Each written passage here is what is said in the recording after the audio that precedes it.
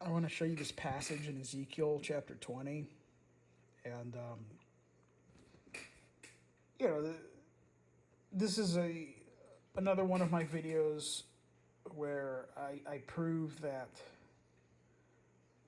the New Testament church and Israel are different. Okay. And, you know, if you don't believe that they're different, it'll really mess up,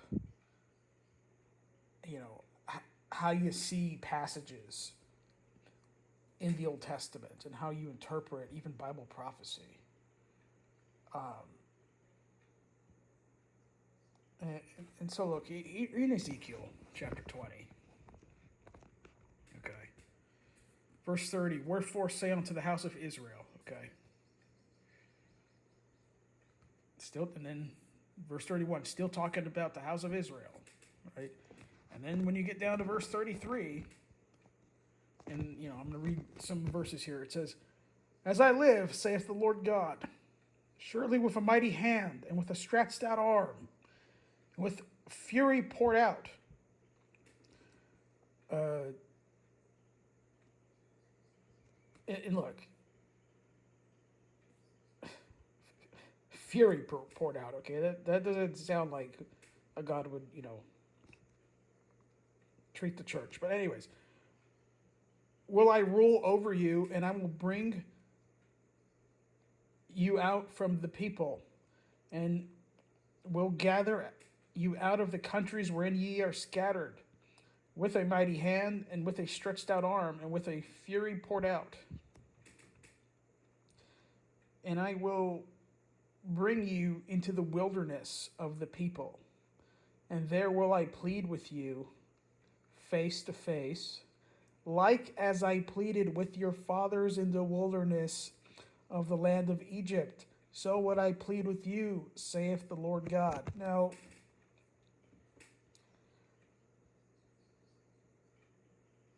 look, the church doesn't have fathers that were in the wilderness of the land of Egypt, okay, that God pleaded with, right? God pleaded with, you know, Jews, you know, Israel in the land of Egypt, okay, in the wilderness. So will I plead with you, saith the Lord God, and I will cause you to pass under the rod, and I will bring you into the bond of the covenant, and I will purge out from among you the rebels, and them that transgress against me. I will bring them forth out of the country where they sojourn, and they shall not enter into the land of Israel, and ye shall know that I am the Lord.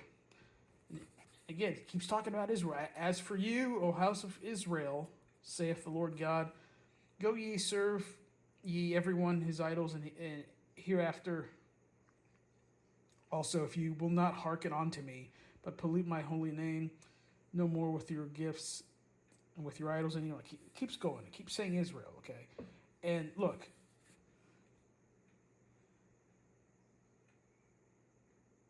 he's going to plead with them face to face. Right? He's going to gather them and plead with them face to face. And then he's going to purge out from among them rebels. Okay?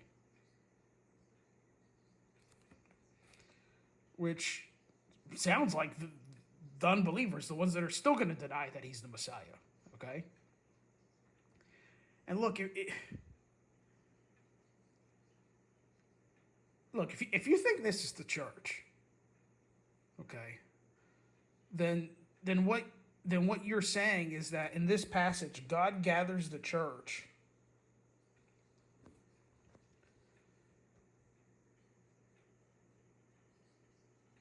and then purges out from among them rebels. It doesn't even make any sense. Because, you know, the true church is the people that believe on Jesus Christ, who believe the gospel. So, if God's going to gather the church, okay, he's not going to gather just random unsaved people, too. Like, that doesn't even make any sense. Because random unsaved people aren't part of the church. Okay? But this passage does make sense if you just take it literally, that he's going to plead with with Israel like he pleaded with their fathers in the wilderness in the land of Egypt, and that he's going to